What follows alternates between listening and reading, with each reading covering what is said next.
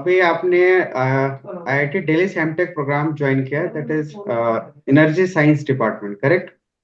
Yes, sir. Okay, so Gaurav, first of all tell me your journey from your GATE preparation to the joining of IIT.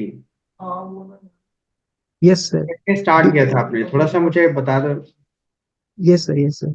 My journey started from COVID time. जब मैं second year में था मेरे college के, तब मैंने पहली बार सुना था कि गेट क्या होता है, मतलब इससे क्या अपॉर्चुनिटीज मिलती है मेरे को, इससे क्या फायदे हम्म। हैं। तो फिर मैंने इसके बारे में सर्च करना शुरू किया। तो फिर मेरा इसकी तरफ ज्यादा ज्यादा रुझान हुआ कि ये मेरे करियर के लिए टर्निंग पॉइंट हो सकता है, तो मैंने इसकी प्रिपरेशन स्टार्ट कर दी थी। हम्म। तो उस टाइम तो कुछ आइडिया नहीं था, तो सर से पहले गाइडेंस ली कि सर कौन से रिसोर्सेज फॉलो करने चाहिए, कहाँ से मेरे को गाइडेंस लेनी चाहिए। तो हम्म। जब सेकेंड ईयर भी कंप्लीट हो गया, फिर थर्ड ईयर में आया, तो थर्ड ईयर में मैंने गेट का फॉर्म भरा था। तो उस टाइम मेरी रैंक कुछ नहीं आई थी, मतलब मैं पास भी नहीं हो पाया था थर्ड ईयर में। तो फिर लेकिन उससे जब थर्ड ईयर की प्रिपरेशन का नतीजा ये रहा कि मेरे सारे बेसिक्स, मतलब जो भी थ्योरी थी वो सब में सारे कंसेप्ट क्लियर हो चुके थे, बस मेरे को न्यूमेरिकल प्रैक्टिस करने थे।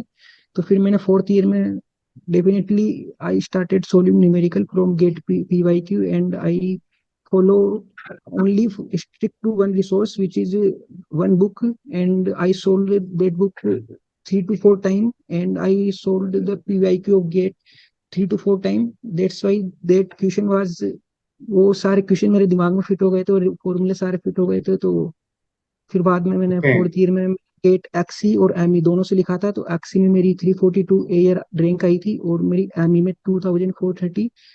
तो आर्मी में थोड़ी रैंक कम थी, लेकिन एक्सी में अच्छा था स्कोर। तो एक्सी की वजह से फिर मेरे को, मैंने यूरोपीडिया की counselling after the GATE exam, मैंने यूरोपीडिया की गेट काउंसलिंग ज्वाइन की।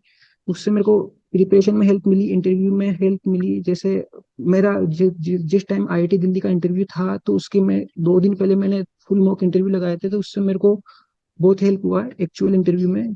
तो क्या क्या क्वेश्चन पूछे गए थे इंटरव्यू में? ट्यूशन इंटरव्यू में सर बेसिक मैकेनिकल से रिलेटेड ही थे। जैसे फ्लूइड मैकेनिक्स से एक सब्जेक्ट उन्होंने, सर ने खुद ही पूछा था कि आपका फेवरेट सब्जेक्ट बताओ। तो मैंने हम्म। फ्लूइड मैकेनिक्स बोली थी। तो मतलब और आईसी इंजन, तो नॉर्मल क्वेश्चन थे उसमें। इंटरव्यू में बेसिकली वो जज कर रहे थे कि आपको पता है या नहीं है, क्योंकि फंडामेंटल इंटरव्यू चेक प्लस करें, ओके। गेट स्कोर दोनों का वेटेज था, मतलब इंटरव्यू का वेटेज थोड़ा कम था। तो उसके ओके, बाद फिर इसके अलावा ऑफर और लेटर कहाँ आ गया कहाँ था। अप्लाई किया था गौरव? इसके अलावा सर मोस्टली सब आईआईटी, टॉप आईआईटी में अप्लाई किया था सर। अच्छा, मोस्टली टॉप सारे आईआईटी। कोर ब्रांच और नॉन कोर सेवन। ब्रांचेस में? हाँ। सर नॉन कोर में अप्लाई किया था, लेकिन सर हाँ उसमें हुआ नहीं सर कितना नॉन कोर में। और इसमें एक्ससी में आपके मार्क्स आए, रैंक आई थी 343। 42, हाँ ये सर थ्री हंड्रेड 42 है फोर्टी ना, 342। इसमें मार्क्स क्या थे आपके? सर इसमें मार्क्स थे मेरे 58.7, 58.67, एंड स्कोर था 623। 623, ओके। और कौन सा सब्जेक्ट ऑप्ट किया था इसमें, कौन कौन से पार्ट आपने ऑप्ट किए थे? हाँ सर इसमें मैंने फ्लूइड मैकेनिक्स और थर्मोडाइनेमिक्स, ये फ्लूइड सर मैकेनिक्स दोनों और थे। थर्मोडायनेमिक्स आपने ऑप्ट किए थे। क्वेश्चन का यस लेवल क्या सर। था उसमें? ट्यूशन का लेवल इजी था सर, मतलब मेरे हिसाब से तो, क्योंकि मेरी प्रैक्टिस थी इन दोनों सब्जेक्ट की अच्छा। अच्छे से। तो हम्म। मतलब मेरे से अच्छे से सोल्व हो गया था सर उस ओके। टाइम। ओके, तो फिर मतलब आप अलग से प्रिपेयर नहीं किया इनके लिए। ओके, जब आपने रिजल्ट के बाद अप्लाई किया था गेट एमटेक प्रोग्राम के लिए, तो कहाँ हाँ। आपने कहा कि बहुत सारे आईआईटीज में, आपने लगभग टॉप आईआईटीज में सभी जगह अप्लाई किया था, तो फिर हाँ वहां से ये सर। कहाँ कहाँ से आया था, किस किस ब्रांच से आया था आपका? सर पहला मेरे मेरे पास आया था सर आईआईटी खड़गपुर से ब्रांच। सर ब्रांच याद नहीं आ रही सर। और एक आईआईटी रुड़की से आया था सर, उसमें भी कुछ ऐसे था सर, रिन्यूएबल एनर्जी से था। ओके। और वैसे एक आईआईएससी बेंगलोर से भी आया था सर, लेकिन वो पीएचडी के लिए था।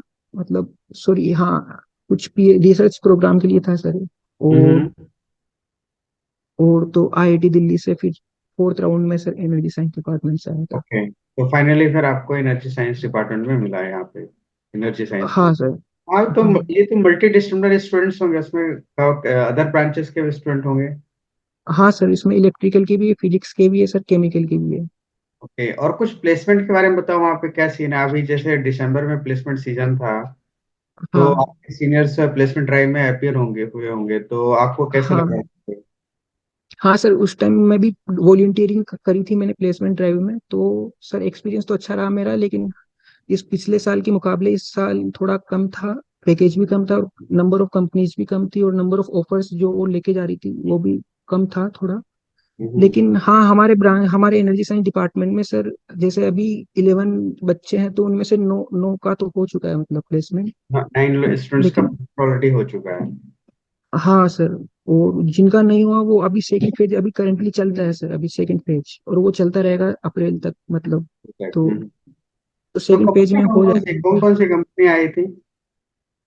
एनर्जी साइंस में सर, एक तो सर उनका सेकी में हुआ था, ये सोलर एनर्जी कॉरपोरेशन, और CEW सर, और और बेसिकली सब सर नॉन कोर के लिए प्रिपेयर कर रहे थे, तो उनका सब में जैसे एक का एयर इंडिया में हुआ था हम्म। डेटा साइंटिस्ट की और प्रोफाइल के लिए। स्पेसिफिक ब्रांच वाइज हो ले रहे थे, या फिर जैसे आप एनर्जी साइंस डिपार्टमेंट में इलेक्ट्रिकल के बच्चे थे, फिजिक्स के भी है, मैकेनिकल के भी है, तो वो हाँ स्पेसिफिक ब्रांच चूज कर रहे थे, या ओवरऑल एनर्जी साइंस जो भी एमटेक प्रोग्राम ज्वाइन किया है वो सभी लोग एलिजिबल थे उन कंपनीज के लिए?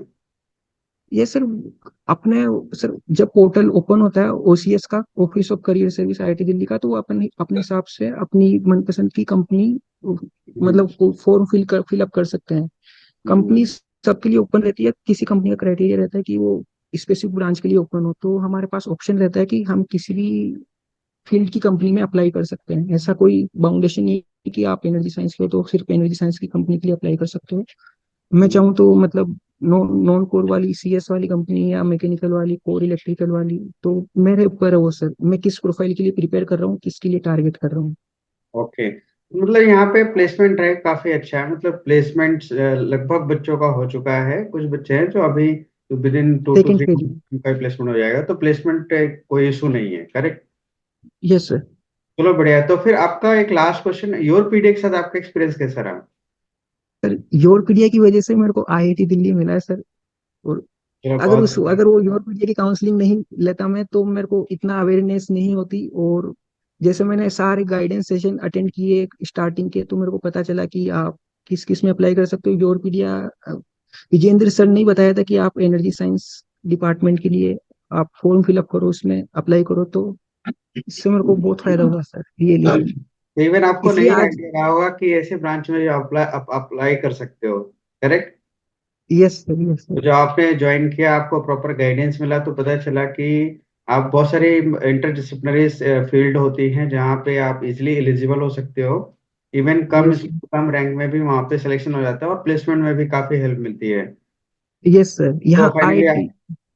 Yes sir. फाइनली आपका डेस्टिनेशन जो फाइनली आपका सिलेक्शन हो गया। और तो चलिए फिर यहीं पे अब मैं सेशन को एंड करूंगा, and congratulation once again Gaurav, and all the best for your upcoming future. Thank you sir.